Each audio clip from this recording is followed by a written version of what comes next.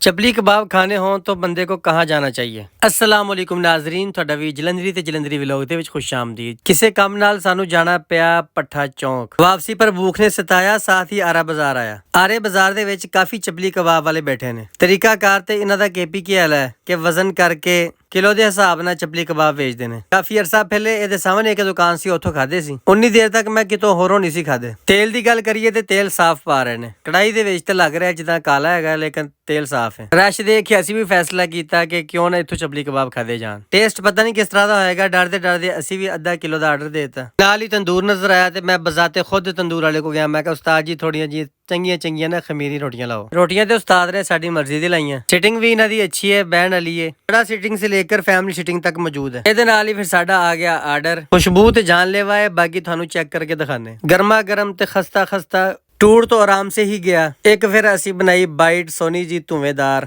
ਅੱਲਾ ਦਾ ਨਾਮ ਲੈ ਕੇ ਸ਼ੁਰੂ ਕਰਨੇ ਆ, ਬਿਸਮਿਲ੍ਲਾਹਿ ਵਾਲਾ ਬਰਕਤਿल्ला। ਅਗਰ ਤੁਸੀਂ ਦਿਲ ਦੀ ਗੱਲ ਪੁੱਛੋ ਨਾ ਤੇ ਬੇਸਨ ਤੋਂ ਇਲਾਵਾ ਆਟੇ ਤੋਂ ਇਲਾਵਾ ਜ਼ਾਇਕਾ ਕੋਈ ਹੋਰ ਨਾ ਆਇਆ। ਅਸੀਂ ਜਦੋਂ ਫਿਰ ਕਬਾਬ ਵਾਲੇ ਨੂੰ ਪੁੱਛਿਆ ਉਸਤਾਦ ਜੀ ਇਹਦੇ ਵਿੱਚ ਕੀਮਾ ਨਹੀਂ ਪਾਇਆ, ਉਹਨੇ ਸਾਨੂੰ ਇੱਕੋ ਹੀ ਸਬੂਤ ਦਿਖਾਇਆ। ਕਹਿੰਦਾ ਫਿਰ ਰਸ਼ ਕਿੱਥੋਂ ਆਇਆ। ਮਿਲਦੇ ਆ ਅਗਲੇ ਵਲੌਗ।